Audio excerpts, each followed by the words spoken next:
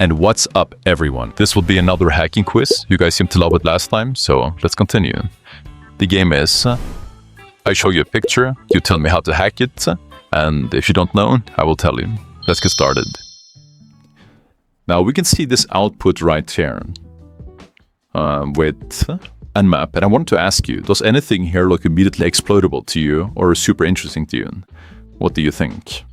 So we're essentially scanning all of the ports with Nmap, and we're seeing all of these ports right here. What here looks interesting to you, or does everything here just look boring? What do you think?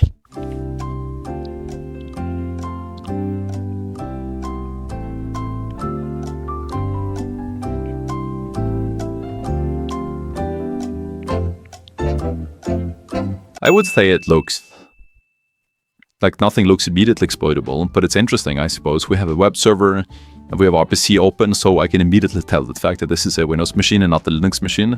Also based on the fact that RDP is open. We can also actually see a little bit in the background. This looks like a default IIS web server. But yeah, RPC is not going to be open on a Linux machine. So yeah, this is a Windows machine. It has RDP open. That's decently interesting. A web server is always nice.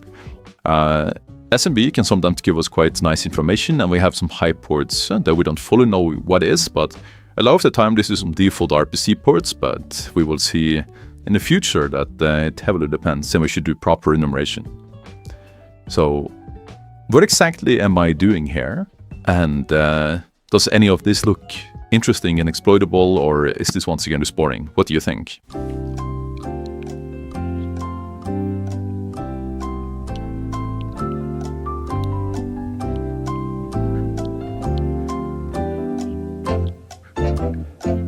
So I would say this is very interesting.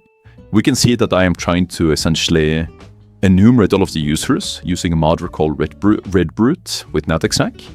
And I'm basically using a guest user and an anonymous user, and we're actually able to query this information, right? Which is pretty interesting.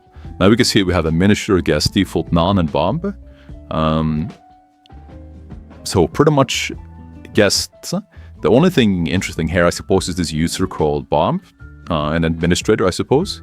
So we can note down those usernames and try to just have them for later. I suppose this is not a domain controller, so we're not going to be able to do any form of like ASCII roasting with these usernames or anything like this, but it's nice to keep in mind in case we find a password somewhere, or we just want to try to brute force with these usernames against RDP or SAB. I would definitely not do this to start out with, because just brute forcing random passwords is not really a good idea. And it's typically not the path for these machines. But we can see here as well that I'm enumerating the shares with netexec with the same permissions, and we can see the fact that we have write permission to this random share that is not default. Admin, C, and IPC are default shares. This one is definitely not default.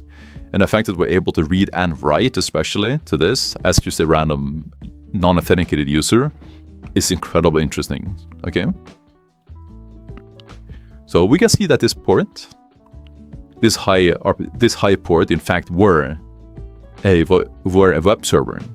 Again, so that is definitely super interesting. And now we have a possibly higher attack surface. Now the question to you is, with all the information we have available, what should we try next? What do you think?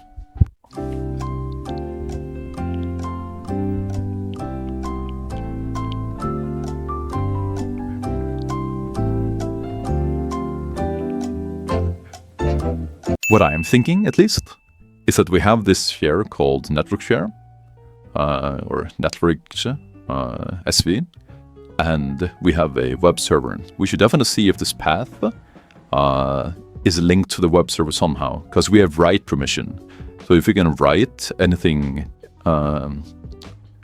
malicious, and it's hosted somewhere on the web server in a reachable directory, right, or in a reachable position, then we can essentially get an easy shell. So that is definitely something we should check on both port 80, because it's a web server, and also the super high port on 49663 right here. That is not obvious that this is a web server at the start, right? Which is why we want to do Nmap with -SV and -SC as well. Not just checking all of the ports and nothing deeper than that. So yeah, we can see with Burp Suite the fact that we are actually getting a 200 status code. So that means that this directory actually exists. So that is beautiful. And since we once again have write permission to this share right there, that is also a directory on the web server, we should definitely host a malicious shell right there and try to do it. So yeah, that is what we're going to do here. We can try with ASP and ASPX. Those are typically good file types to use when you're dealing with a Windows IIS web server. And that is exactly what we are doing here. We can see right here that I am essentially just putting the shell, basically I'm just placing it. And then we can see right here that I have a listener waiting, and we actually establish a shell because I simply curled this file that I placed there. So yeah, just like that, we have a shell, and that is beautiful. Once again, I hope you enjoyed these videos, and best of luck with your studies, everyone, and have an awesome day. And if you find this video useful, then you're absolutely gonna love this.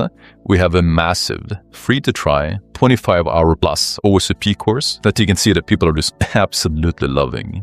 That inside gives you all of the resources that you need to crush the OSCP. We have a massive roadmap that literally covers everything.